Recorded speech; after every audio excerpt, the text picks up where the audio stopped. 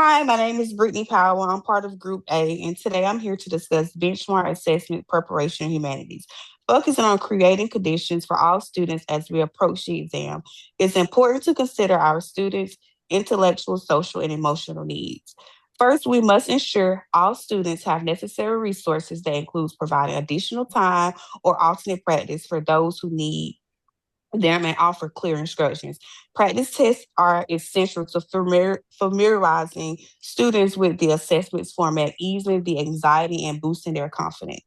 Social needs. Socially, we should foster a supportive classroom environment where students feel comfortable asking questions and expressing concerns, encouraging peer collaboration and student group can build a community that supports each other, enhancing the overall learning experience.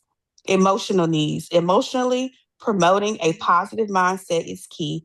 Emphasize growth and learning from mistakes and incorporate stress reduction techniques to help students manage exam related stress. Progress monitoring. For progress monitoring, track data with formative assessments that provide immediate feedback, encourage students to set personal learning goals, and teach them to use rubrics and self assessments to monitor their progression. Communication with guardians. Regular communication with parents or guardians is virtual. Schedule updates through emails or parent teacher communication, and offer workshops or informative sessions to keep them informed and involved. Technology and preparation strategies. You utilize technologies platforms like Canva, Nearpod for engaging presentations, provide structural content, review and differentiate preparations, support to meet diverse needs, use benchmarks data to guide targeted instructions, ensuring all students are well prepared. Identify misconceptions. Finally, identify misconceptions by analyzing benchmarks, informative assessment data, embed frequent checks for understanding, and use pre-assessments to identify learning gaps early on. By implementing the strategies, we can create environments that support all students in their journey towards academic success. Thank you for your attention, and let's commit to making the exam period a positive experience for everyone. Hi, I'm Cassandra Israel, and I'm presenting during the assessment strategies for during the assessment for Group A. During the benchmark assessment, it's important to maintain test integrity while also supporting students' emotional needs. One effective strategy is clearly communicating before the test begins what type of assistance can be provided. Students should understand that teachers can clarify directions or address technical issues, but cannot help with content or guide answers. When students ask questions during the exam, responses should remain brief, neutral, and consistent. Clarifying instructions or rereading directions is appropriate, but rephrasing questions or explaining vocabulary could compromise the assessment. Consistency helps ensure fairness for all students.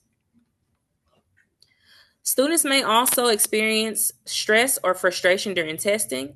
Teachers can support emotional regulation by encouraging students to pause, take a deep breath, and refocus. Maintaining a calm and structured test environment helps reduce anxiety and support students' confidence while preserving the integrity of the assessment.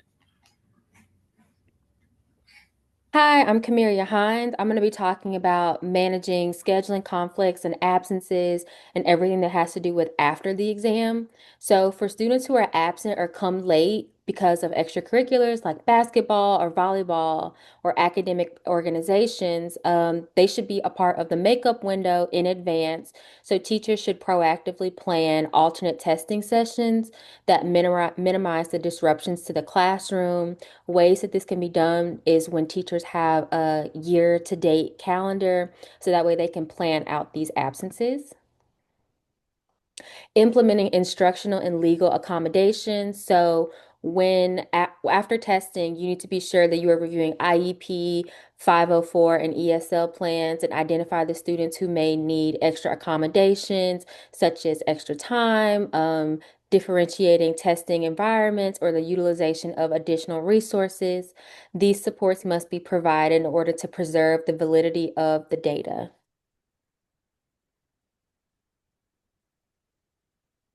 Hello, my name is Cheryl Conley, and I will be building on what Ms. Kamiria Hines has stated. This will be best practices for supporting students after a benchmark assessment. The first strategy I would state will analyze the data with students, not just for them. Students grow more when they understand why they missed something. You can give students color coded breakdown of their strengths and needs. Like green is mastered, yellow could be developing, and red could be reteach. You can also have students complete a reflection sheet, and these will look like my strongest standard was, or the standard I need to grow in is. Also, one more is one mistake I made was, and the last one would be one strategy I will use next time is. This will build ownership and reduce test anxieties. All right, that is our presentation for before, during, and after examination preparation.